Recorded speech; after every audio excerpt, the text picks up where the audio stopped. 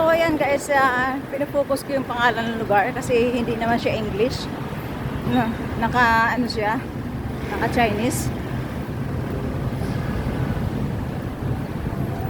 So uwi na ako, diretso lang ito sa agency ko.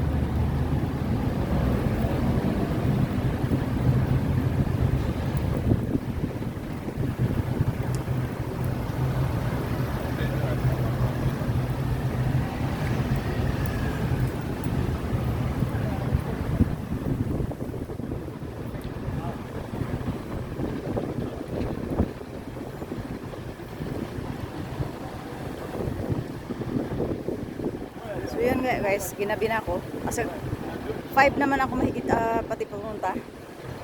So natural lang na ganito gagabihin. So wait lang guys sa green light.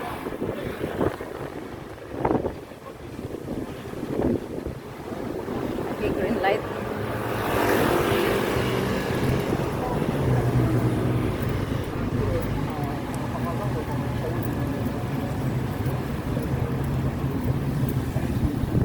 So hindi ko na siya masyadong pahabain guys. Puputulin ko na siya guys.